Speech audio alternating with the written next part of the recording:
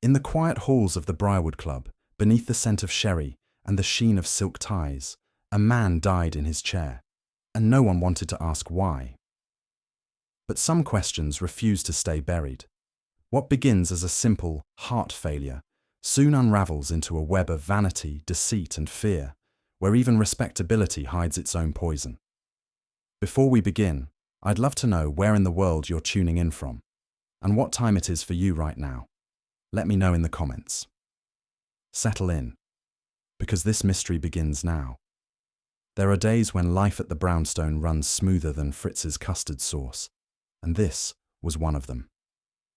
Wolfe had retreated upstairs to commune with his orchids, 3,000 fragile divas hanging on his every humidified breath. Fritz was in the kitchen, humming some Viennese waltz while browning veal for lunch. That left me, Archie Goodwin, to face the mortal peril of paperwork.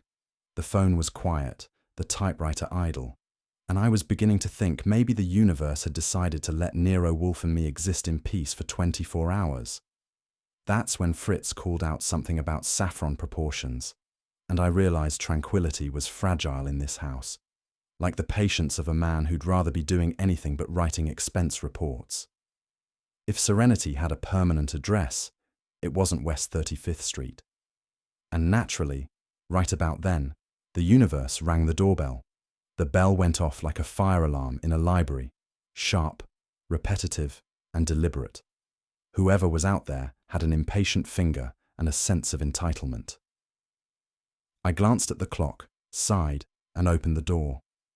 Standing on the stoop was a man who looked like his blood pressure had declared independence.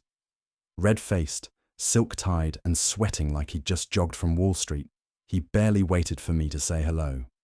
"I must see Mr. Wolfe," he said, brushing past me. "It's urgent, a matter of discretion." "Everyone who knocks here says that," I told him, shutting the door. "What's your brand of discretion? Financial, romantic, or criminal?" He blinked, clearly unused to being categorized so quickly. "My name is Charles Harbury, trustee of the Briarwood Club." "Good for you," I said. "I'm Archie Goodwin, Wolfe's buffer against civilization. Let's see if I can keep you alive long enough for him to care." Harbury sat on the red leather chair like a man sitting on a confession. His fingers fidgeted with his tie while his words stumbled out like dice on a tilted table. "Judge Bellamy, Atherton Bellamy, he's dead," he managed. "Congratulations," I said. "You broke the news before the papers." He shot me a look that would have been stern if his nerves weren't melting. "You don't understand.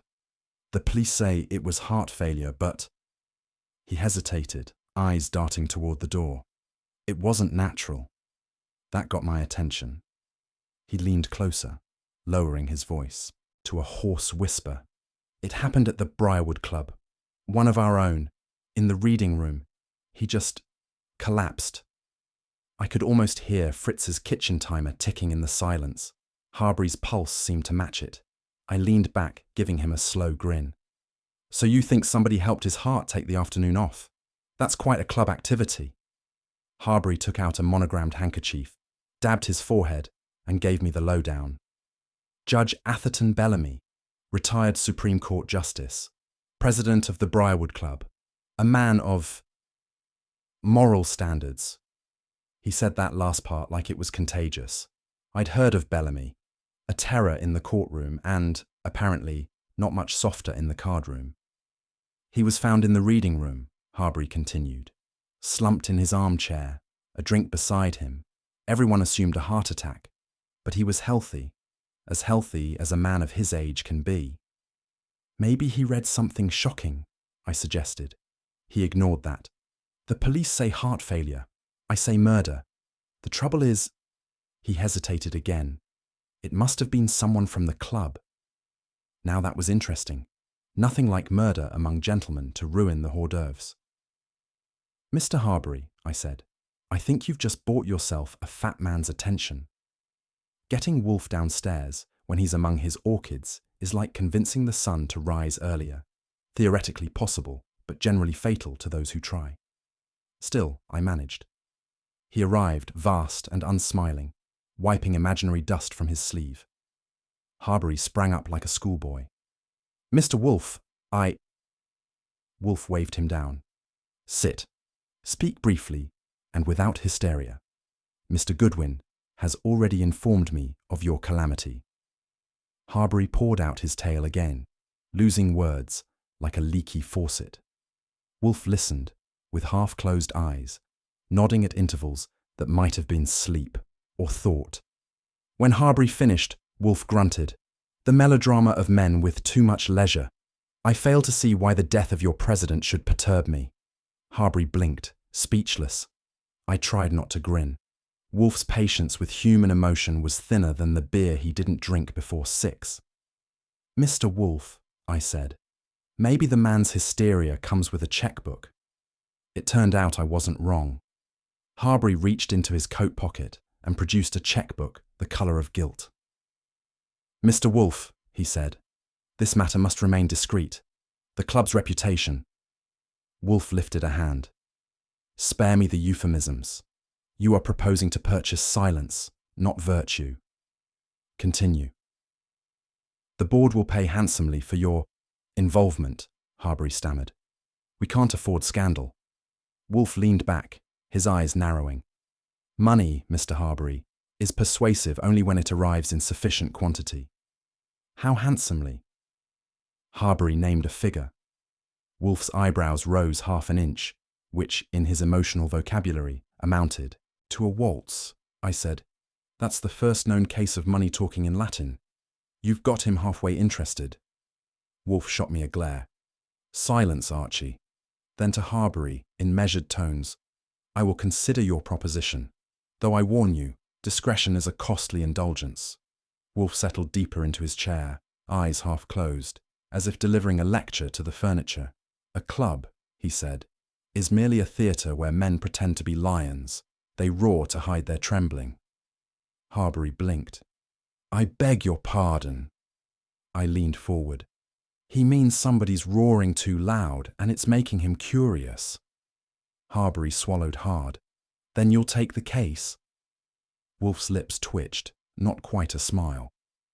"I have not yet taken it. I am merely observing the human condition." "Observation costs me nothing," Wolfe added. "But your predicament, sir, may cost someone their life, or liberty." Harbury looked like a man halfway to fainting. Fritz appeared at the door with a tray of beer for Wolfe and sympathy for everyone else. "Drink," Wolfe said, raising his glass. "I find that clarity follows carbonation, for some, at least."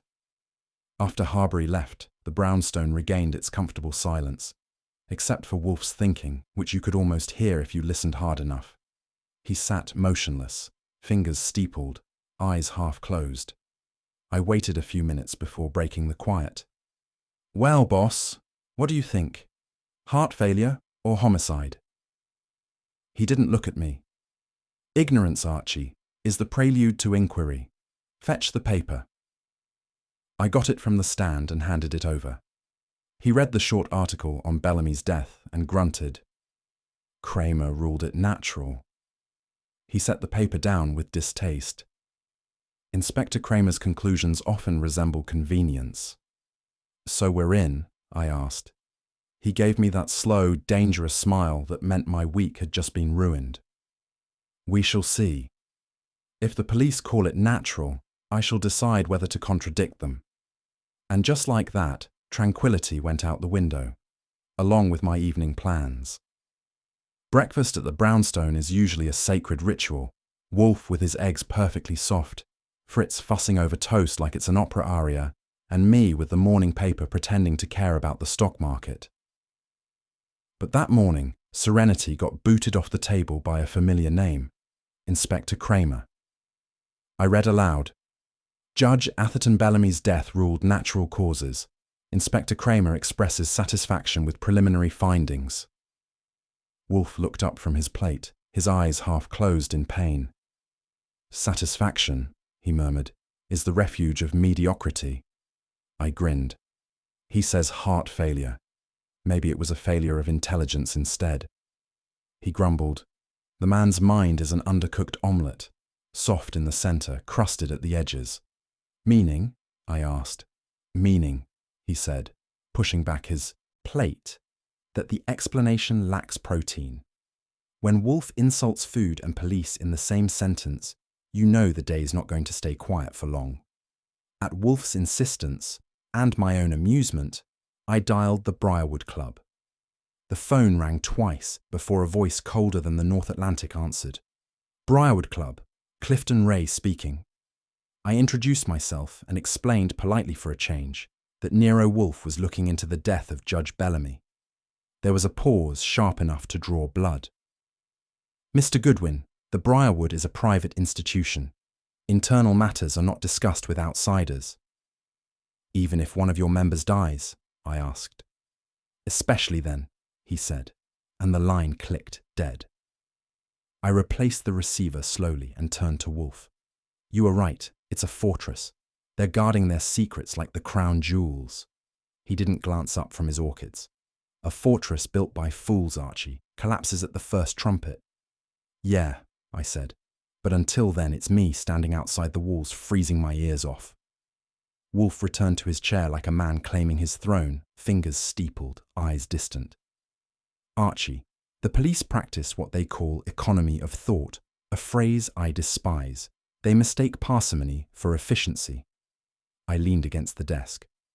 Meaning they think less so they can finish early. He nodded once. Precisely.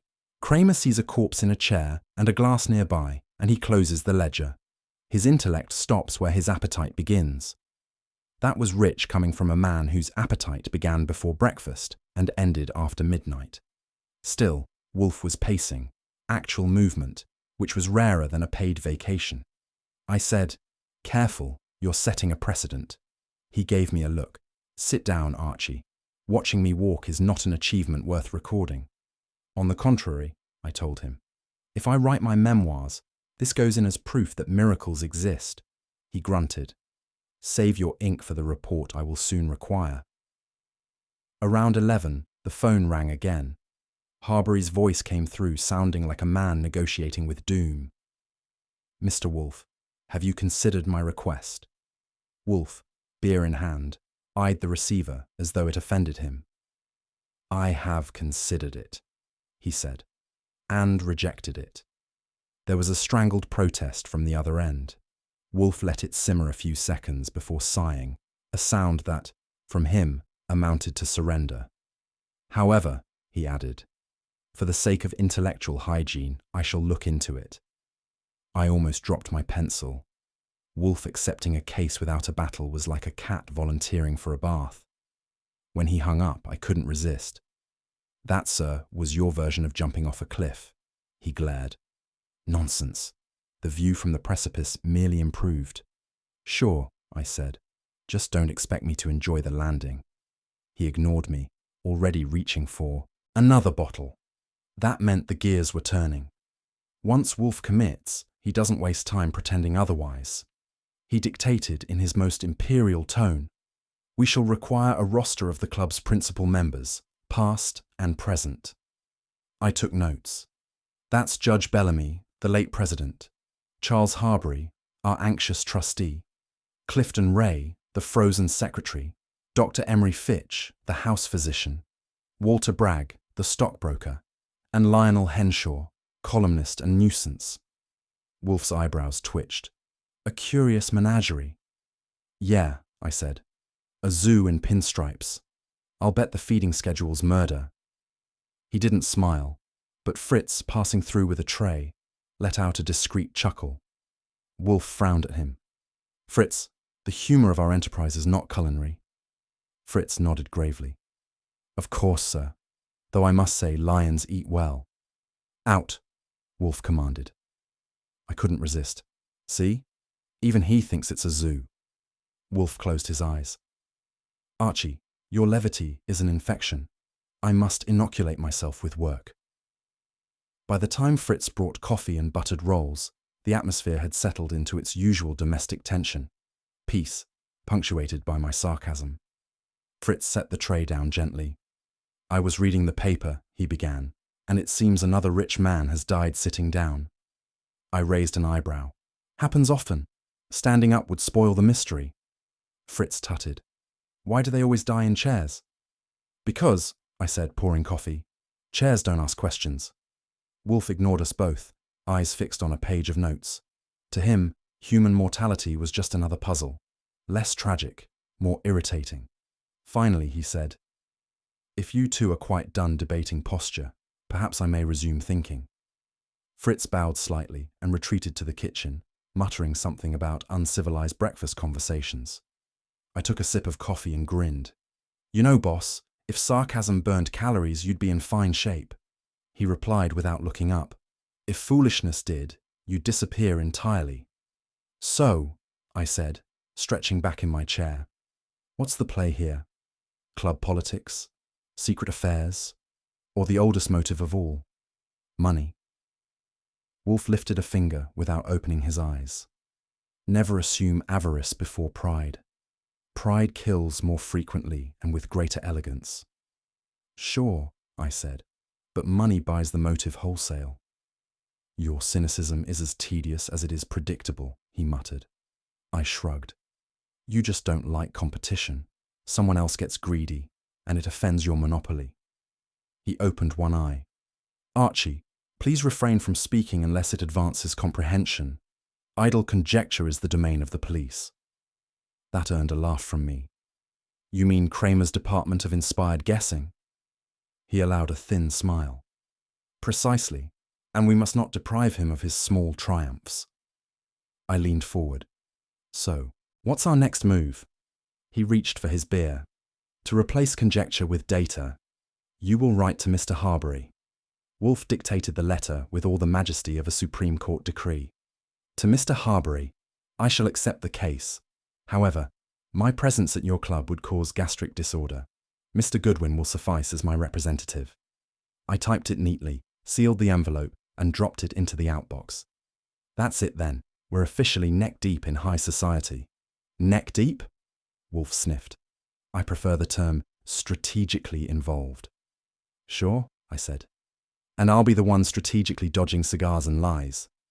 He looked at me over the rim of his beer glass. "You are adequately equipped for both." "Flattery, boss. Don't startle me." He ignored that. "Inform Mr. Panzer he may be needed later." I nodded, already picturing the headache ahead. The Briarwood Club sounded like trouble wrapped in mahogany. Wolfe closed his eyes. "Archie, please be discreet." "Always am," I said. "It's the aftermath that gets noisy." The Briarwood Club sat on East 62nd, like a temple built for men allergic to noise. The doorman gave me a look that could have stopped a parade. And the carpet inside was thick enough to hide a body, which, come to think of it, they'd already done once. The place smelled of cigars, polish, and self-importance. Every chair looked like it had cost more than my suit, and the men lounging in them had the same stuffed expression as the portraits on the wall. Conversation stopped when I walked in. That's always a good sign. It means I'm somewhere I shouldn't be. I handed my card to the receptionist, who accepted it as if I'd passed him a live tarantula. "Mr. Clifton Ray will see you shortly," he said. His tone made it clear that shortly could cover anywhere between minutes and the second coming. While waiting, I studied the members. They looked respectable, yes, but so do most conspiracies before the first arrest. When Ray finally appeared, I could tell right away he wasn't going to like me, which made me like him just fine. Clifton Ray, the club manager, was a man polished to the edge of transparency. His suit had the kind of cut that whispered London and the kind of stiffness that shouted fear. "Mr. Goodwin," he said with a courteous chill, "I understand you're here on behalf of Mr. Nero Wolfe." He pronounced the name like it had shown up on a bill he didn't intend to pay. "That's right," I said. "We're curious about Judge Bellamy's unexpected curtain call." Ray's smile didn't budge, but his eyes blinked twice too fast. "A tragic loss. The judge was respected." "Respected," I said. "That a euphemism for disliked by everyone but the help?" He stiffened. "This club prides itself on discretion." "Discretion's a fine habit," I told him, "except when it starts looking like concealment." He gave me a smile tight enough to crack glass. Mr. Goodwin, we have nothing to conceal.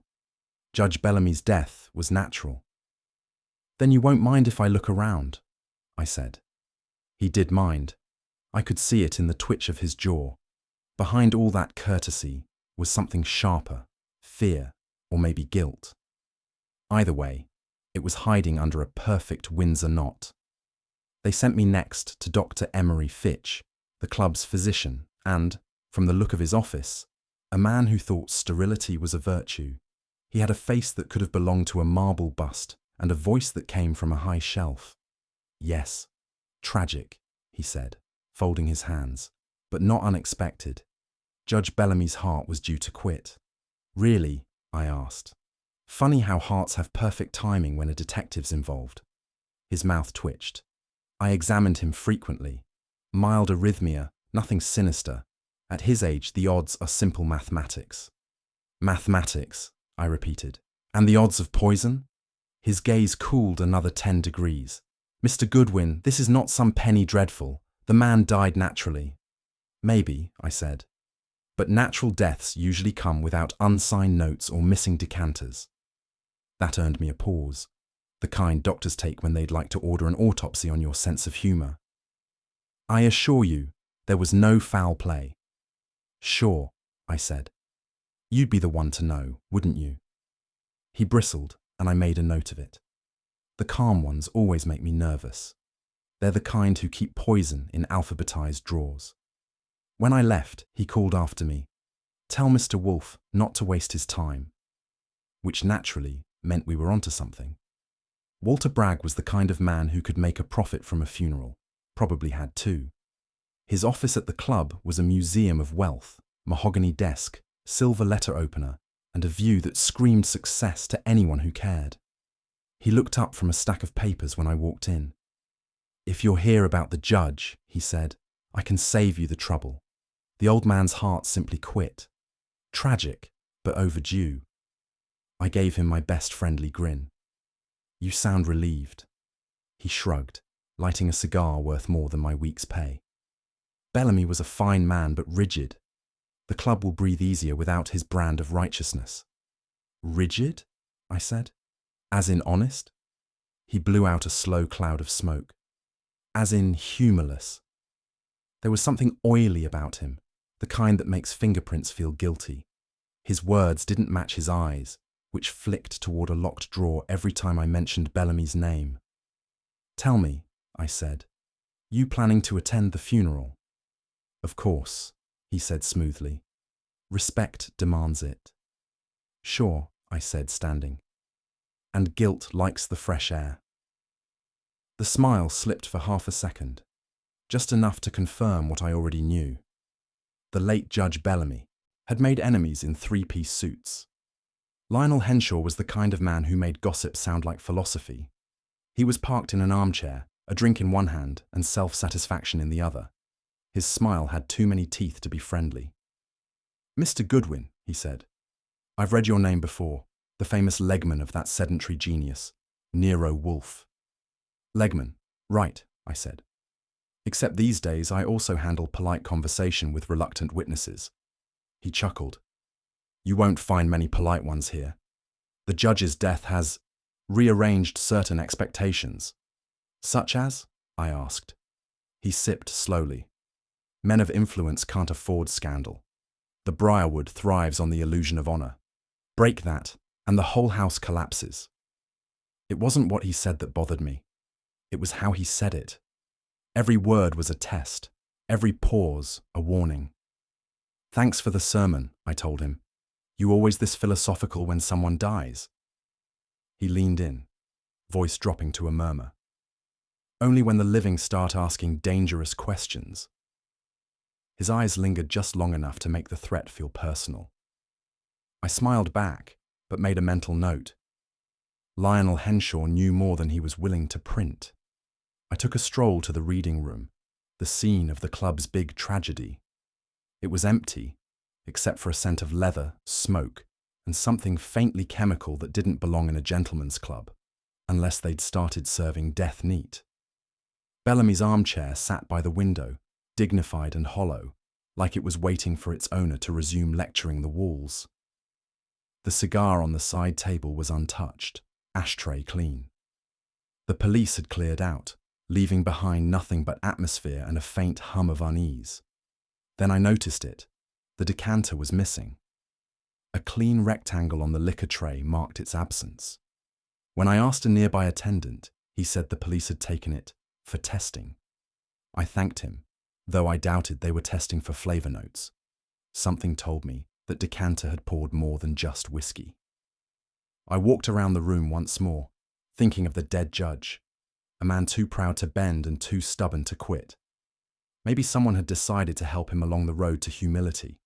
If that bottle had spoken, it could have saved me a lot of time. But bottles don't talk. They just sit there, waiting for someone to notice what's missing. I was almost out the door when a voice hissed behind me. "Mr. Goodwin?" A young waiter stood half in shadow, his uniform too big for his nerves. He looked like he'd seen a ghost and was trying to return it. "Yes?" I said. He glanced around before slipping a folded envelope into my hand. "I was told to give you this." "By whom?" He shook his head, trembling. "I don't know. It was left in the kitchen. Said it was for the detective."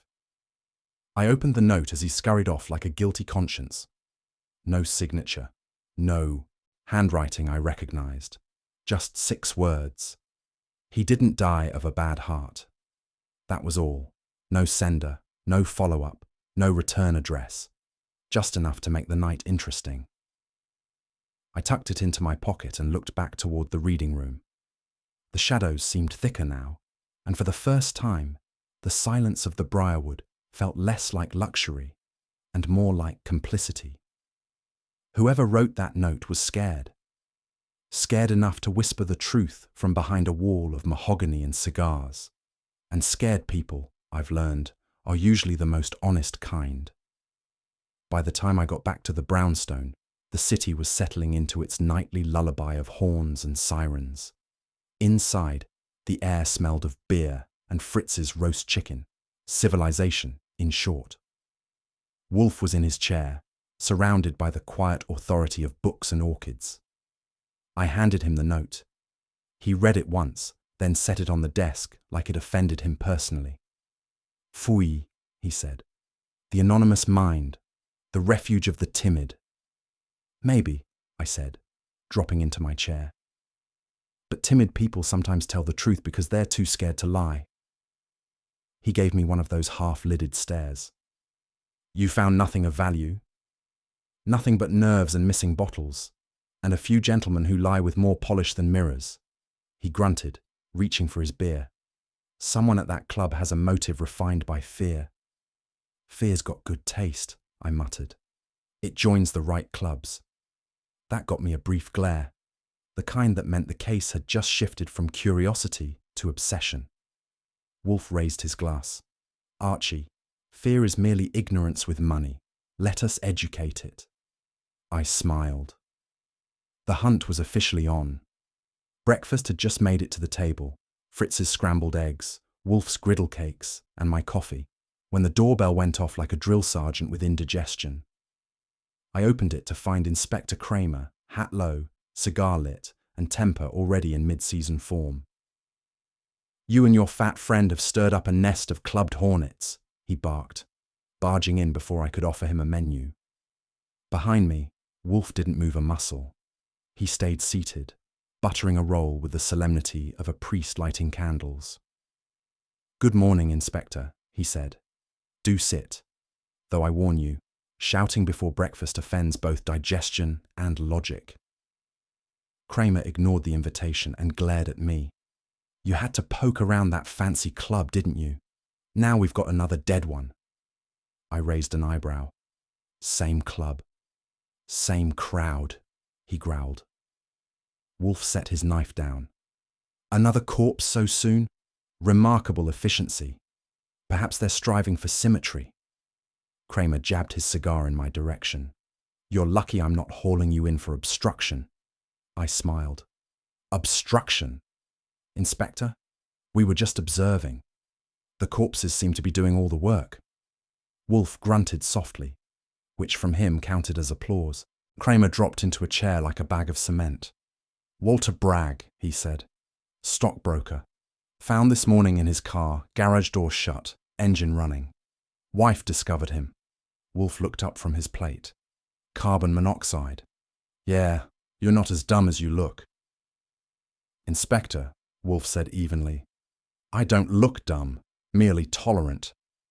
I tried not to grin. So Bragg's dead, huh? That's 2 Briarwood boys in as many days. Kramer puffed his cigar. He left a note. Says he couldn't face the disgrace. What disgrace? I asked. Kramer shrugged. Didn't say, but the club's crawling with panic. Whatever you two started, pfui, Wolfe interrupted. Don't credit us with initiative we haven't yet exercised. A death so tidy, Inspector, is rarely spontaneous. Nature seldom stages its tragedies with such symmetry. Kramer scowled. It's suicide, Wolfe. Case closed. Wolfe leaned back. You mistake convenience for proof. It's a tempting shortcut for police work, but it leads only to mediocrity. Kramer's jaw flexed, but he didn't bite back. You think it's murder? I think, Wolfe said, reaching for his beer, that murder has a taste for order, and it's developing a pattern. I poured another cup of coffee and muttered, Breakfast of champions, murder and smugness, served hot. Kramer's cigar smoke hung thick over the table, competing with Fritz's coffee. You've got a real nerve, Wolfe. The man leaves a note, the door's locked, and you're calling it murder. Wolfe wiped his mouth with a napkin and sighed. Convenience, Inspector, is not causation. A note is an object, not a motive. If you must leap, do so toward evidence, not assumption. Kramer barked a laugh. You'd find conspiracy in a cook's recipe. That depends on the cook, Wolfe said. I leaned back, watching the fireworks. Gentlemen, if you're taking bets, I'll put a steak dinner on Wolfe. The word suicide tends to age poorly around here. Kramer snorted. You'll choke on it. Perhaps, I said, but it'll taste better than crow. Wolfe raised a hand. Enough. Archie, you will return to the club. I wish to know whether the panic there is rational or induced. Kramer stood, grinding out his cigar. You'll keep out of it, or I'll see to it personally. Wolfe's eyes gleamed. Inspector, the law restrains men, not minds. I have no intention of either obeying or offending you, merely correcting you. Kramer muttered something unprintable and stormed out. Fritz sighed. The poor man, he said. He will never enjoy breakfast properly. By noon, I was back at the Briarwood, and the place looked less like a gentleman's retreat and more like a funeral parlour with better upholstery. The silence was thick, but not the dignified kind. It was the kind that comes from fear holding its breath. Members huddled. In corners whispering, waiters pretended not to hear, and the bar stood lonely, untouched, which told me the situation was dire. The manager, Clifton Ray, looked as if he'd aged 10 years since my last visit. Mr. Goodwin, he said tightly, I hope you're not here to make things worse.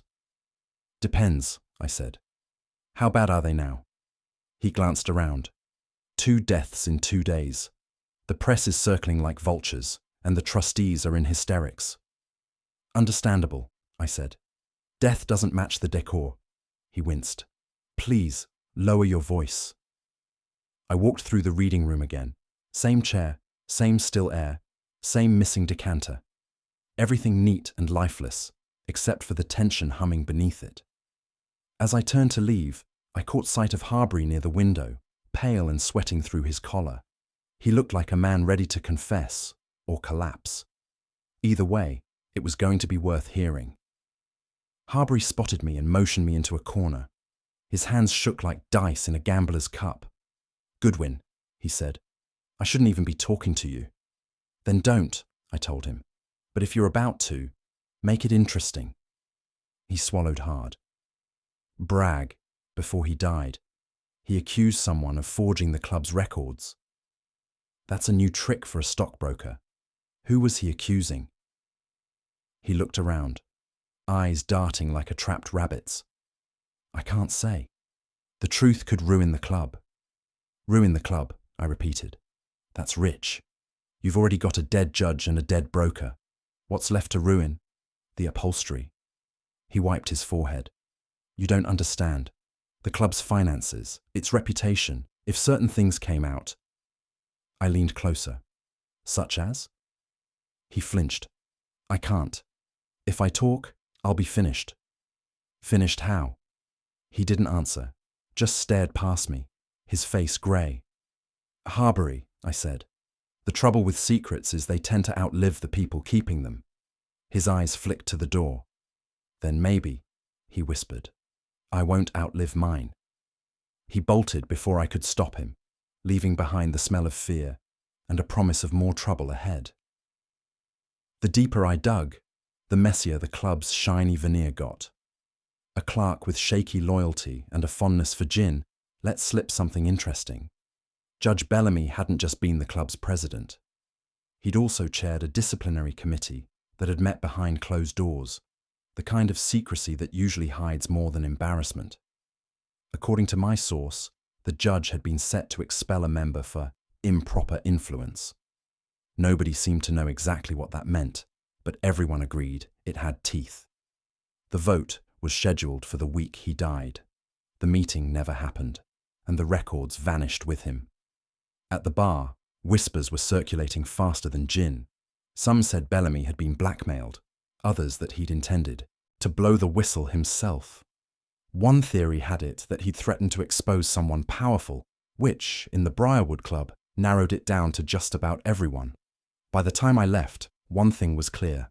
Bellamy had been holding the match over a barrel of gasoline.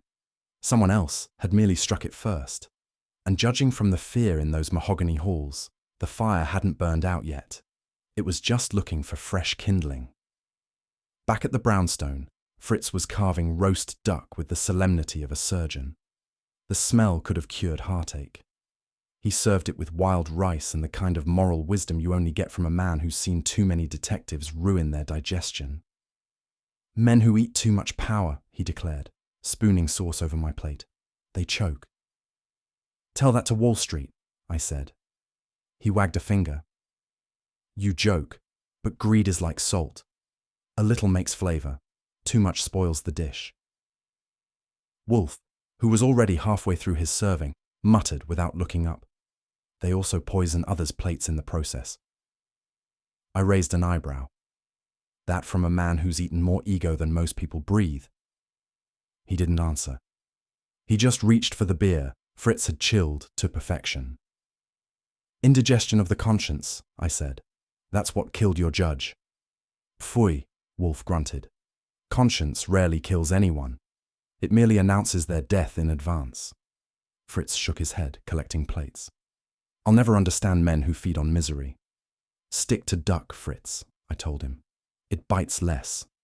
But I could tell from Wolfe's silence that the meal had only fed his thoughts, and they were far from finished cooking. After dinner, Wolfe settled into his chair, looking like a mountain that had decided to nap. The only sound was the faint hum of the refrigerator and the steady rhythm of the rain outside.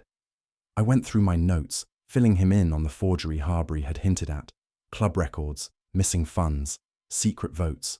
He listened, motionless. For Wolfe, silence is either digestion or deduction, and I was betting on the latter. Then, without warning, he opened his eyes and pushed back his chair. For Wolfe to stand voluntarily, it takes either fire or revelation, and since the house wasn't burning, I knew which one it was.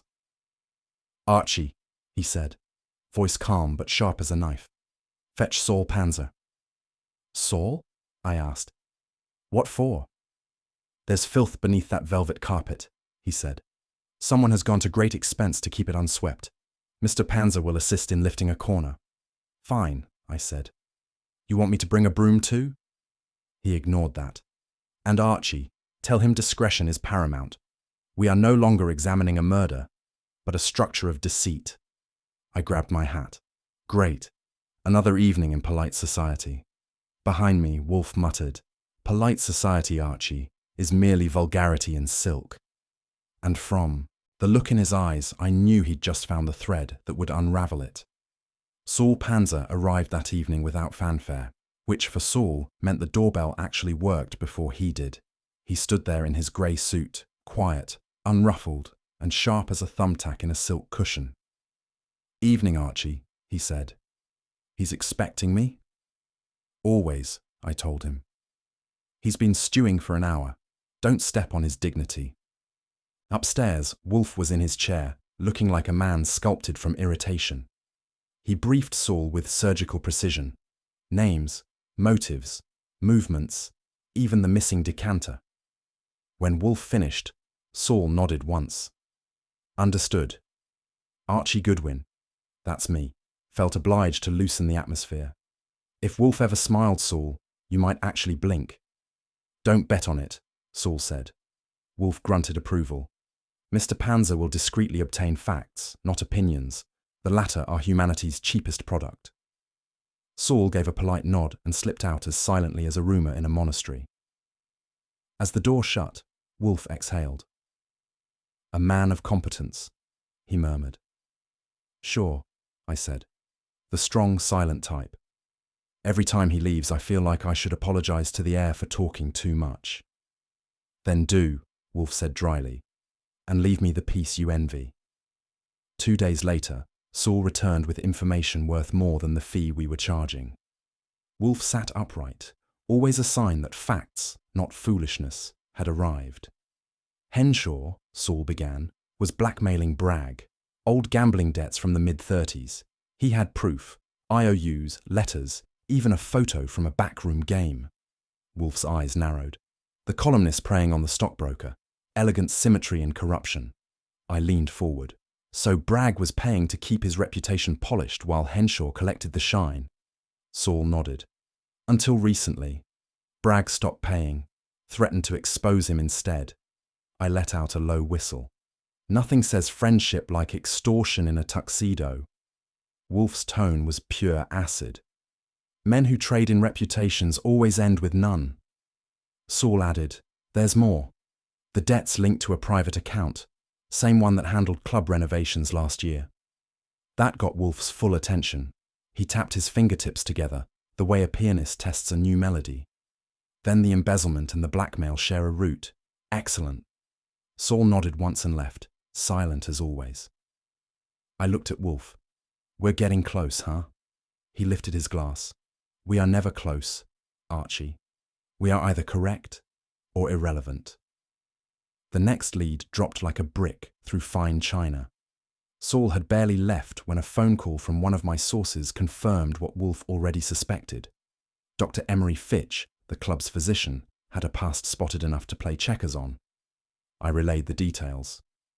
Once suspended for falsifying medical records, 10 years ago, covered up a scandal involving a politician's son and a car crash. Now he's back in business, polishing his halo at the Briarwood. Wolfe's expression didn't change, but the temperature in the room did. "A man who mends reputations," he murmured, "is often the first to break them." "Meaning Fitch's past has caught up?" I asked. "Meaning," Wolfe replied, "he has experience burying inconvenient truths. Perhaps Judge Bellamy threatened to exhume one." I frowned. "You think the doctor gave him a fatal prescription?" Wolfe leaned back, half closing his eyes. "The manner of killing is irrelevant until we know why. Poison, bullet, blade, all are secondary to motive. Find the cause, and the method follows like a shadow." "Right," I said. "So, same drill. Dig until someone screams." "Precisely," he said. "Preferably before the next corpse decides to join the chorus." By midweek, I had news of my own. The kind that makes accountants drink. Charles Harbury, our nervous trustee, was bleeding money faster than a rookie gambler. His real estate holdings were mortgaged to the hilt, and his trust fund was about as trustworthy as a used car ad. I laid out the numbers for Wolfe, who listened with the serene patience of a spider near a trembling fly. "So," I said, "our friend Harbury's been keeping the club solvent by sinking his own fortune. Either he's noble or he's desperate." "Noble?" Wolfe scoffed. Don't be absurd. Desperation is merely cowardice in expensive clothing. Maybe he was cooking the books, I suggested. Bellamy might have found out. Wolfe nodded slightly. A trustee who can no longer trust his own solvency would indeed fear exposure. Which gives him motive. Yes, Wolfe said, but not intelligence. The man's manner suggests timidity, not murder. Even timid men pull triggers when cornered, I said. Wolfe's lips twitched. Your optimism in human depravity is touching. Nevertheless, continue. On it, I said. But if Harbury's broke, that club's hanging by a thread. Then, Wolfe murmured, let us see who's holding the scissors.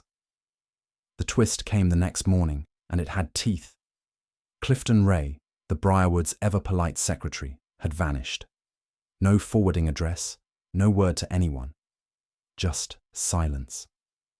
I found his apartment thanks to a helpful super and an even more helpful bribe. The place was stripped bare, drawers empty, closets echoing, the kind of cleanliness only panic achieves. But one thing remained. In the kitchen sink, shattered to glittering fragments, was a crystal decanter engraved Briarwood Club, the same missing decanter from Bellamy's reading room. I stood there a long minute, staring at it. The sink smelled faintly of alcohol and something sharper. Whatever it had held, it wasn't just whiskey. When I brought the news home, Wolfe looked almost pleased. The secretary has vanished with the evidence. Ergo, he is either guilty or terrified, possibly both. Maybe he just hates his job, I offered. Pfui. Cowards flee. The innocent seek refuge. There is a difference. Then which is he? I asked. Wolfe's eyes gleamed. That, Archie, is precisely what Mr. Panzer will determine, and when he does, the pattern will no longer be hidden. I said, yeah. Well, from where I stand, it's already looking like murder in triplicate. Then, Wolfe murmured, let us prepare for the fourth. If there's one thing New York never runs out of, it's gin and gossip. The speakeasy I found was thick with both. The place hid behind a tailor shop, the kind where the suits are dusty but the customers aren't. Inside, the air was more smoke than oxygen, and the bartender looked like he'd been born polishing glasses. I'm looking for Clifton Ray, I said. He squinted. You and half the city. Yeah? Well, I'm the polite half. That earned me a grunt and a refill of someone else's glass. After a little persuasion, the green, folding kind, he remembered. Sure, Ray was here that night. Sat with Henshaw, the columnist. They were arguing. About what? He wiped his hands. Heard the words poison and reputation. Then Henshaw left angry. Ray stayed, drinking like a man trying to forget his reflection. That made my eyebrows do a dance. Poison and reputation. Two words that make good company for a corpse. When I stepped back into the cold night, the sound of laughter from the bar followed me. The city was alive, noisy, and ignorant. But somewhere, one man was dead because another had something to hide. And the trail of both led straight back to Briarwood. By the time I got home, the brownstone was already occupied by a storm in a hat. Inspector Kramer. He stood in Wolfe's office like a bear that had wandered into civilization by mistake. I've got him, Wolfe, he barked. Your fancy trustee, Harbury. We caught him burning documents in his office. Took a while to put the fire out, and his lies too. Wolfe didn't rise. He merely lifted his gaze, the kind reserved for insects and tax collectors. Ah, he said, a triumph of mediocrity. Kramer's cigar nearly exploded. What's that supposed to mean? It means, Wolfe said, that you have mistaken heat for illumination. Burning papers may indicate guilt or desperation. The distinction, I'm afraid, requires thought. I hid a grin behind my coffee. For what it's worth, Inspector, Harbury's no criminal mastermind. He faints easier than Fritz's soufflé. Save your jokes, Kramer snapped. He's going downtown. We'll see how talkative he gets. As the door slammed behind him, Wolfe leaned back. Mr. Goodwin, humanity's faith in its police force is touching, though misplaced. Meaning? I asked. Meaning, he said, we are about to solve a case the law just buried alive. And when Wolfe said we, I knew I was in for long hours and short patience. There are few things rarer than seeing Nero Wolfe leave his chair willingly. One is seeing him pace. And when he does, you'd better pray you're not the reason. That evening, he was pacing.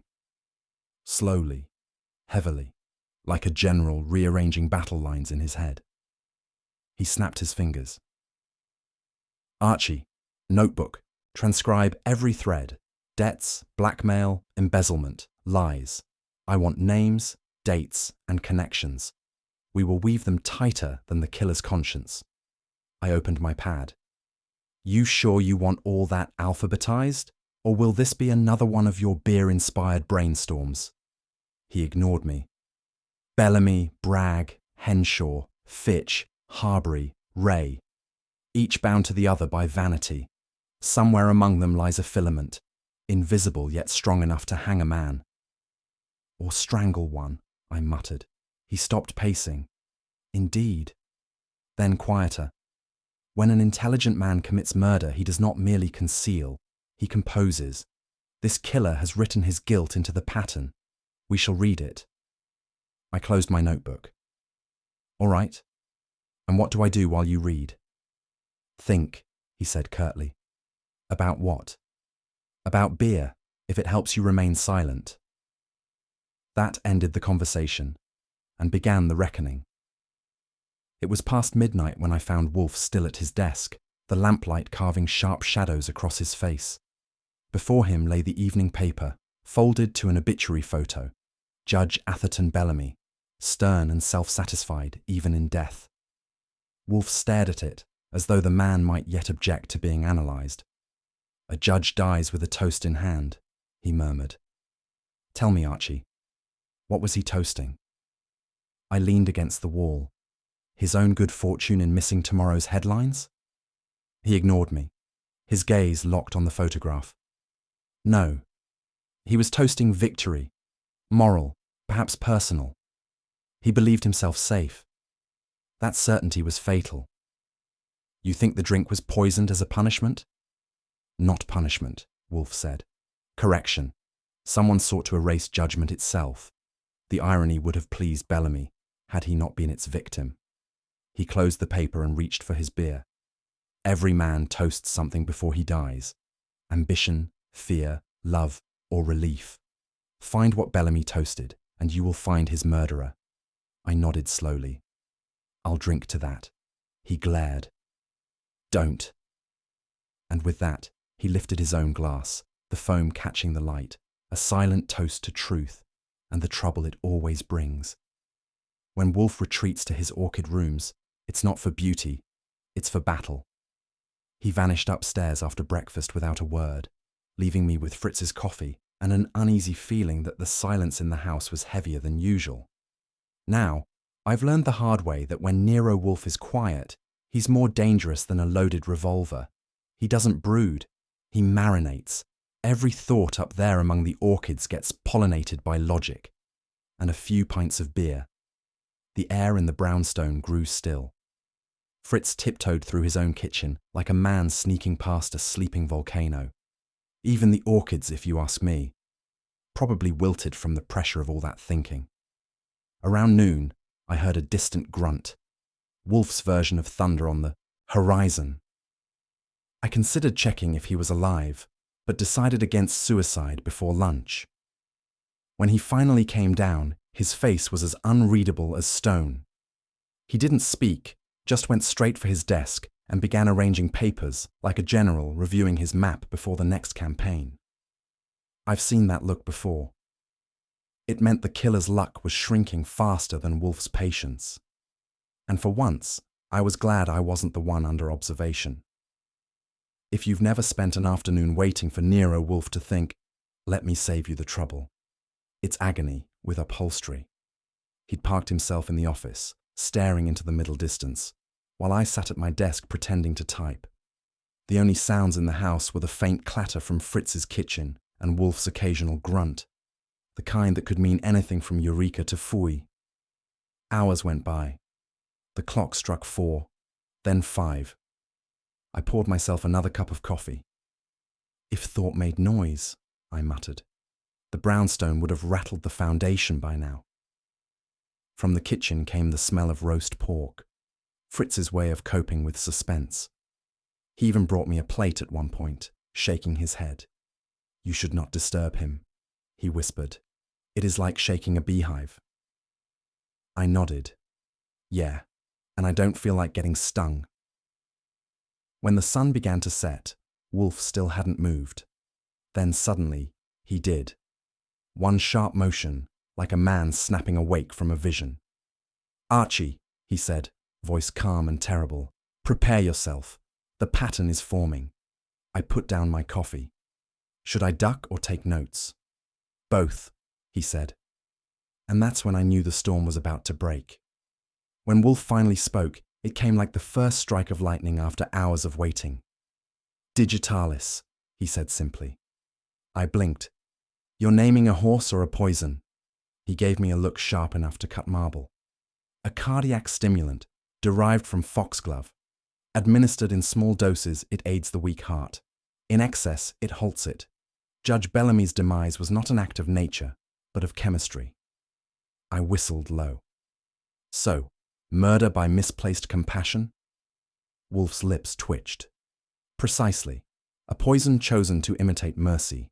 The killer relied upon the coroner's ignorance, or his indolence." He leaned back, eyes half closed. "The dosage, the timing, the decanter, all designed to simulate a heart attack. But the elegance betrays calculation, not chance." "So, someone knew Bellamy's heart was weak," I said. "That narrows it down to the doctor, or the devil." "Not quite," he murmured. "Knowledge is never exclusive. It passes through careless tongues, and tongues lead to death." I scribbled a note. "All right, but how does Bragg fit in?" Wolfe opened his eyes. He discovered the deceit, and in doing so, he sealed his fate. I leaned back. "Well, I'll say this. Our killer has style." "Style," Wolfe said coldly, "is poor camouflage for murder."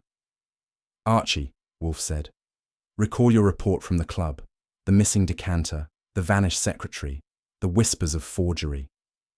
"I remember," I said. "Hard to forget with all the smoke and lies floating around." He tapped his fingertips together. "Then listen. Walter Bragg was not murdered out of fear, but necessity. He discovered that someone within the Briarwood Club had falsified financial records. Forgery, embezzlement. Call it what you will. The documents he found tied directly to Bellamy's so-called disciplinary committee." I frowned. "So Bragg threatened exposure?" "Indeed. He intended to reveal the scheme, perhaps even to Bellamy himself. But our killer anticipated him. 2 birds, 1 poison. First Bellamy, to silence authority, then Bragg, to bury evidence." I let out a breath. "That's one way to cancel a membership." Wolfe's eyes gleamed. "It is methodical, not impulsive. The act of a man, or woman, who values order above conscience." "Meaning someone still at the club?" He nodded. "Yes, and someone who now knows we are closing in." I leaned back in my chair. "If that's true, we might be next on their guest list." Wolfe reached for his beer.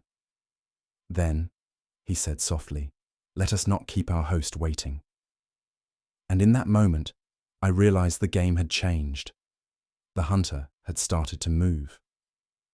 Tracking down a frightened man in New York is like finding a scared pigeon in Central Park. Easy to hear, hard to catch. Wolfe had sent me on the errand with his usual economy of affection. "Mr. Goodwin, locate the secretary, preferably alive." So I spent a long day hopping between boarding houses and cigar-scented dives, asking polite questions of impolite people. Every lead was colder than Fritz's lemonade, until one nosy landlady in Midtown mentioned a tenant who paid in cash, avoided mirrors, and hated doorbells. That narrowed the field. The man called himself Mr. Clay, but he was Ray all right. Thinner, greyer, and sweating like he'd been living in fear instead of air. The room smelled of dust and cheap gin. "Mr. Ray," I said, "you've been harder to find than a cab in the rain." He flinched, then sagged into a chair. "I didn't do anything wrong," he muttered. "I just didn't want to die." "Join the club," I said. "Only this one doesn't serve whiskey." He looked up, eyes red-rimmed. "You don't understand. They'll kill me if I talk." I leaned against the wall. "Then start whispering, because Nero Wolfe doesn't like waiting, and neither do I." Once Ray started talking, it poured out like cheap liquor, bitter, messy, and full of regret. "I didn't kill Judge Bellamy," he said. "I swear it. I only tried to keep things quiet. The judge had been getting letters, unsigned, threatening to reveal something that would ruin half the Briarwood's members." I kept my voice steady. "What kind of something?" "Forgery," he said, wiping his palms. "Old documents, investments, signatures, faked records that made men look richer than they were. Bellamy discovered it. He was going to expose the fraud, but someone got to him first." "And you?" I asked. "I was told to destroy anything that connected the names. I didn't know he'd been poisoned until after." He stared at his hands. "Then Bragg died, and I panicked. I ran." I studied him. Ray looked more scared than guilty, which for once was an upgrade. "Who sent the letters?" I asked. He swallowed. "I don't know. But whoever it was knew everything. They wanted the club destroyed." That gave me something to bring home. Not proof, but a smell of smoke that could lead to fire. I left him trembling in the dark, and I didn't envy the shadows keeping him company. By the time I got back to the brownstone, Wolfe was seated at his desk, eyes closed, fingers steepled, breathing like a philosopher on a lunch break. I gave him the summary. He didn't interrupt, just listened, silent, heavy, calculating. When I finished, he opened his eyes. "3 deaths orbit one deceit," he said softly. "Forgery, fear, and folly. The pattern is symmetrical, therefore human." "Symmetrical, huh?" I said. "Maybe you should patent your metaphors." "Pfui," he said. "Human error, Mr. Goodwin, is the most predictable geometry. Bellamy threatened exposure. Bragg confirmed it. Ray concealed it. The killer removed all 3, yet left the structure intact, a web too orderly to be random." He gestured toward the notepad. "List each suspect by motive, opportunity, and intellect. Exclude none." I started typing while he dictated. Names, dates, debts, grudges. When we finished, he leaned back and stared at the ceiling. The forgery was the engine, the poison, the brake, and now the machine has stalled. "Meaning?" I asked. He smiled faintly. "Meaning the murderer believes himself safe. I intend to prove him wrong." It wasn't the words that chilled me. It was the quiet satisfaction behind them. Morning found Wolfe in a mood that made thunderstorms look mild. He'd eaten breakfast in silence, stared at his orchids longer than usual, then summoned me with the tone of a man calling for reinforcements. "Archie," he said, "take a letter." That phrase, in our household, usually meant trouble for someone else. He dictated slowly, his voice cool and commanding. "To the gentlemen of the Briarwood Club, you are required to appear at my residence tomorrow evening at 8 o'clock. Attendance is not optional." I whistled softly. "You sure they'll come?" "Most of them barely admit you exist." "They will come," Wolfe said. "Guilt obeys compulsion as naturally as vanity follows applause." "Catchy," I said, typing. "Mind if I put that on? The letterhead." "Don't be flippant," he said. "We shall require 6 chairs, close together. The murderer will not have far to fall." I grinned. "I'll make sure the seats are close enough for fireworks." He nodded, eyes gleaming. "Tomorrow evening, Mr. Goodwin, enlightenment shall descend. Some men call it justice. I prefer clarity." I sealed the last envelope and looked up. "And if the killer doesn't like clarity?" Wolfe reached for his beer. Then he may enjoy confession instead. If Wolfe had ever decided to run a courtroom, it would have looked a lot like his office that night, minus the gavel and plus the orchids. The suspects sat lined up in a row, 4 of them, each looking like they'd rather be facing a firing squad. Harbury, pale and sweating. Dr. Fitch, stiff as starch. Henshaw, trying to look amused. And Ray, whose nerves could have powered a small generator. Fritz, ever the optimist, had laid out canapes and sherry. Not one of them touched the food. The tray might as well have been a loaded gun. Wolfe sat behind his desk, monumental and motionless, like some pagan idol deciding who to smite. I stayed off to the side, notebook ready, watching the 4 men squirm. "Gentlemen," Wolfe began, voice smooth as silk over steel. "You are here because deceit has a habit of multiplying. It must be reduced." Harbury coughed. Fitch shifted. Henshaw offered a smirk that didn't survive Wolfe's glance. The air in that room was thick enough to slice, and every man there knew what he'd come for. Not justice, not courtesy, but exposure. And if Wolfe was the executioner, I had front row seats to the firing. Inspector Kramer paced behind the row of chairs like an angry drill sergeant. His cigar wagged like a metronome of bad temper. "Wolfe," he grumbled, "if you'd run this circus anywhere else, I'd have shut it down an hour ago. You think I've got time for theatre?" Wolfe didn't look up. "You have time, Inspector. You waste it prodigiously." That did it. Kramer's face turned the colour of raw beef. "One of these days, I'll haul you in for obstructing justice." I leaned in. "You'd have to build a wider doorway first." That earned me a glare. Wolfe merely folded his hands. "If you wish to charge someone, Inspector, please wait. You'll have your culprit, once you've heard the overture." The silence that followed was tight as a drum. I could practically hear Henshaw's cufflinks clinking. Kramer resumed pacing, muttering, "Theatrics. Always damn theatrics." The truth was, Wolfe had him exactly where he wanted, skeptical, irritated, and too curious to leave. That's how Wolfe preferred his police, captive audiences with guns and short fuses. When the grandfather clock chimed 8, Wolfe finally stirred. "Gentlemen," he said, "let us begin." And just like that, the curtain went up. Wolfe surveyed the faces before him with the serene confidence of a man who already knew the ending. His voice was calm, resonant, the kind of voice that could turn a sentence into a verdict. "Deceit," he began, "is a contagion that spreads faster than influenza. And unlike disease, it does not sicken the body, only the soul." Henshaw gave a dry laugh. "That's very poetic, Wolfe. But we came here for answers, not philosophy." Wolfe didn't blink. "Then be silent, Mr. Henshaw. Philosophy may yet save your life." That shut him up. I watched them fidget as Wolfe continued, every word landing like a slow hammer. "You have lied to protect yourselves, your reputations, your comfort.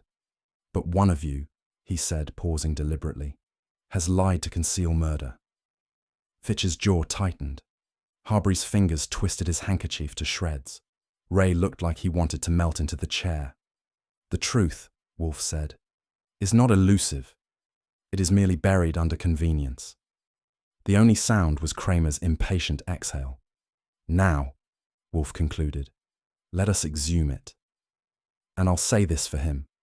No judge alive could have delivered an opening statement with that much quiet menace." Wolfe's gaze shifted from man to man, dissecting them one by one, without ever raising his voice. "Mr. Harbury," he began, "trustee of the Briarwood Club, your finances are in ruins. You concealed insolvency by mortgaging properties, yes, but also by approving forged records. Bellamy discovered it." Harbury paled, whispering, "I didn't—" "Silence," Wolfe said. "You feared exposure, but you lack the nerve for murder." He turned to Henshaw. "You, sir, a gossip monger with debts and too many enemies. You blackmailed Bragg over gambling, then turned your ink to silence. You are capable of cruelty, but not of courage. Henshaw shifted in his seat, colour draining. Dr. Fitch, Wolfe continued, a man once suspended for falsifying records, an old habit, it seems, revived for the sake of a politician and a club's reputation. Bellamy threatened to reveal you. Fitch's mouth twitched. That's ridiculous. Phooey, Wolfe snapped. You call it ridiculous because you know it's true. Finally, his eyes landed on Ray. And you, the coward. You fled not from guilt, but from fear. You hid what you knew, and in doing so, you abetted the killer. Ray's lip trembled. I didn't mean to. Meaning, Wolfe said coldly, does not absolve consequence. The room went silent. Then Wolfe leaned back, eyes gleaming. Now, gentlemen, let us discuss the fatal toast. For a long moment, nobody breathed. Wolfe's eyes moved from one man to another, like a pendulum measuring guilt. Then, finally, he spoke. Slow, measured, and with the weight of inevitability. Judge Bellamy, he said, was not killed for what he did, but for what he intended to do. He had uncovered Walter Bragg's embezzlement, a rather crude scheme to siphon club funds into private accounts, but that, gentlemen, was merely the surface. He paused, letting the silence thicken. What Bellamy also discovered was far more insidious. Dr. Emery Fitch, Wolfe's gaze fixed on the physician, had falsified medical records years ago to conceal a scandal involving a powerful politician, a career saved, a reputation preserved, and a precedent set for deceit. Fitch stiffened but said nothing. Wolfe continued, relentless. Bellamy, in his judicial zeal, intended to expose both crimes at the next club meeting. He even drafted a statement, which our killer wisely destroyed after the murder. I could see Fitch's hand twitch, a small tremor in an otherwise frozen frame. Wolfe's tone sharpened. You, Doctor, feared the ruin of others, and of yourself. You poisoned Bellamy under the guise of mercy. Wolfe leaned back, a familiar delusion among men who mistake morality for anesthesia. And that did it. Fitch's composure began to crack. Fitch's lips trembled as if words were trying to escape through sheer panic. When they came, they tumbled out in a rush, uneven and feverish. You're twisting it, he barked. You think I wanted him dead? Bellamy was a fool. He'd destroy everything. The club, the man's reputation, mine. It wasn't murder. It was preservation. Of what? Wolfe asked calmly. Virtue or vanity? Fitch's face turned crimson. You don't understand. I've spent my life keeping men from ruin. They trusted me. Powerful men. Good men. Do you think I'd let some sanctimonious judge undo all that? Archie's note. It wasn't a confession by conscience. It was a confession by volume. The louder he shouted, the deeper he buried himself. Kramer muttered, Well, there's your answer. But Wolfe raised a hand for silence. Doctor, he said quietly, you have performed your final operation, upon your own integrity. Fitch tried to speak again, but his words broke into a laugh that sounded closer to a sob. His shoulders sagged, the fight draining out of him.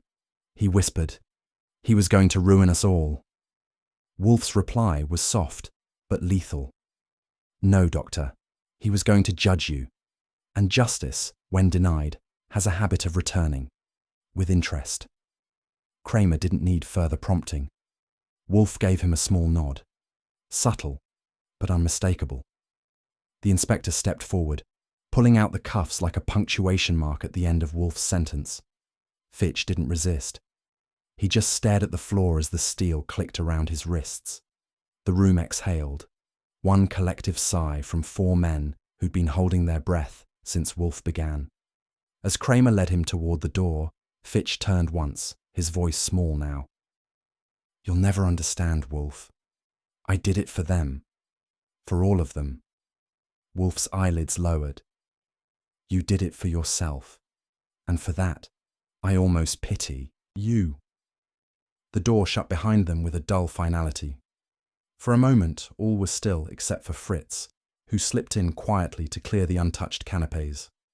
Wolfe reached for his beer. "Pride," he said, almost to himself, "is the last refuge of the guilty." I leaned back, tapping my notebook shut. And tonight, it had no vacancy. Wolfe gave a faint grunt, approval, or maybe indigestion. "Archie," he murmured, "inform Mr. Harbury that his club may now reopen, though I suggest a change of physician." "Sure," I said, "and maybe fewer drinks named after dead judges." By the time the last echo of drama faded, West 35th Street had gone back to its natural rhythm, quiet, civilized, and smelling faintly of Fritz's genius. The brownstone breathed again. The case was closed, the killer in custody, and Wolfe's universe had resumed its preferred orbit: beer, books, and complete dominion over his chair. Fritz, who believes comfort is the only legitimate aftermath of murder, brought out cold chicken salad and apple tarts. The table looked like a peace treaty written in mayonnaise. I helped myself, figuring the night had earned me calories. "You know, Fritz," I told him, "you could run a restaurant if you ever get tired of feeding philosophers." He gave me a look of patient pity. "Philosophers pay less," he said. In the office, the only sound was Wolfe's page turning. Somewhere upstairs, the orchids were probably asleep. The only living things in the house that had no idea a murder had been solved that day. For the first time in a week, the brownstone felt normal again, which, in our line of work, meant nobody was shouting, nobody was dying, and Wolfe was ignoring the world with renewed concentration. Peace had returned, and it was pleasantly dull. After the second slice of tart, I figured it was time for the post-mortem, the verbal kind. Wolfe was in his chair, dictionary-sized book open, expression vacant in the way only geniuses can afford. "The Briarwood Club's closing indefinitely," I began. "They're calling it repairs of the moral variety. Sounds noble until you notice the treasurer skipped town and the lawyer's gone mute." Wolfe didn't look up. "Harbury's paying back the missing funds, Henshaw's quitting journalism before someone poisons him, and Ray's heading west, presumably to find a club without a disciplinary committee." Still nothing. I leaned back. "Kramer says the DA will keep the case quiet. Public confidence and all that. Fitch will get a life sentence if he doesn't talk himself to death first." Wolfe turned a page. I sighed. "I'd hate to interrupt your silence, but I'm guessing you don't plan to send thank you notes." His only reply was a grunt, the same sound he uses for both agreement and disgust. "Fine," I said. "If brilliance were a paying habit, you'd be a millionaire of manners." He closed the book at last. "Pfui, Archie. Report finished. Wrapped and polished." Then stopped talking, which, from Wolfe, was the highest form of praise. It was close to 11 when the doorbell rang, the kind of hour that only means one thing, either trouble or Inspector Kramer. Fritz opened the door and confirmed my theory. Kramer barged in, smelling of cigar smoke and irritation. "Wolfe," he grunted, "you got lucky this time." "Indeed," Wolfe said, not looking up from his book. "My good fortune, Inspector, is a matter of public record." Kramer dropped into a chair uninvited. "That doctor cracked like an egg. Nice little speech you gave him. You ever think about taking the stand for us instead of showing off from your armchair?" "I show off," Wolfe replied mildly, "only when the audience is worthy." I couldn't help adding, "If gratitude were gold, Kramer, you'd still need cab fare." He glared at me. "One day, Goodwin, I'll fine you for talking." "Then I'll make sure to invoice you for listening." Wolfe's lips twitched, almost a smile, though that's as rare as snowfall in August. Kramer grumbled his way to the door. "Don't think this means I like you any better, Wolfe." "Your affection," Wolfe said, "would be an encumbrance." And with that, the door shut, leaving behind only the faint scent of smoke and reluctant respect. When the door finally closed behind Kramer, Wolfe exhaled, as though the entire police department had just vacated his lungs. He reached for his beer, the bottle glistening in the lamplight, and spoke without looking at me. A club, Mr. Goodwin, he said, is an experiment in male vanity. Men gather to admire themselves reflected in the approval of others. It is the most fragile architecture known to civilization. I leaned back. And the result, predictably, is murder? He nodded. Of course. Where pride congregates, envy breeds. Where reputation matters, deceit flourishes. The rest is arithmetic. That's one of your lighter philosophies, I said. Only fatal in the details. He gave me a glance sharp enough to slice an apple tart. Your levity is ill-timed. Maybe, I said, but after a week of corpses and confessions, I'll take levity over Latin. He didn't answer. He simply took another sip, eyes already drifting toward the orchids that lined the window, their colours calm and deliberate. Outside, the city hummed its midnight song, indifferent as ever. Inside, the world of Nero Wolfe was back in balance. Wolfe reached for his beer again. The case is closed, Archie, he said. And for one more evening, so was the world. It was one of those evenings when the city outside seemed far away, just a low hum beneath the windows, polite enough not to intrude. Wolfe sat where he belonged, behind his desk, half buried in a book thicker than a steak from Rusterman's. Fritz was in the kitchen humming something, Viennese, which meant his spirits were restored. Mine weren't bad either, though I had a thought or two simmering in the back of my head. You'd think that after enough murders, I'd stop being surprised at what people do to each other over money, power, or pride. But the funny thing is, every case looks different only until the end. Then it's always the same picture, just painted with better manners. The Briarwood Club had its mahogany panels, its silver trays, and its vintage port. But underneath all that, it was the same old stew, envy thickened with fear, ambition salted with guilt. Civilization doesn't erase those things, it just gives them better furniture. I leaned back in my chair, watching Wolfe read. He didn't look like a man who'd just solved 3 murders. He looked like a man considering whether the next beer would taste better chilled or room temperature. And somehow, that made perfect sense. The next morning was as peaceful as if the whole city had agreed to take the day off. The orchids upstairs were getting their misting. Fritz was back to humming while preparing breakfast. And Wolfe, well, Wolfe was doing what he did best. Nothing that involved leaving his chair. He reached for his beer, gave a satisfied grunt, and said, Archie, inform Mr. Harbury that I have no interest in further correspondence. The club is his concern, not mine. Got it, I said. Shall I also tell him the moral order of the universe has been restored? Phooey. Morality is a social fiction. Order, however, is real. That was Wolfe, a philosopher in a vest, balancing beer with metaphysics. I watched him settle back into the great stillness that followed every case, the kind of silence that even the orchids respected. Fritz brought in eggs and coffee, the table gleaming as if it had been polished by peace itself. I took a sip, thinking how, in Wolfe's brownstone, logic and beauty always won, if only temporarily. Outside, the world was noisy, crooked, and unpredictable. Inside, it was symmetrical again, and for Wolfe, that symmetry was the only kind of justice worth serving. The day wound down the way all good days at West 35th Street should, quietly, efficiently, and with Fritz polishing silver somewhere in the background. Wolfe sat content, the faint smile of order restored tugging at the corners of his mouth. He reached for his beer, the amber catching the last of the afternoon light. The orchids above, oblivious to human foolishness, bloomed in perfect discipline. I watched him and thought, maybe that's what separates Wolfe from the rest of us. He doesn't just solve the chaos, he neutralizes it. The case was closed, and the world, for one more evening, was in perfect order. In the end, the silence at the Briarwood Club was heavier than any verdict. The laughter, the polished glasses, the talk of honor, all of it had cracked beneath the weight of truth.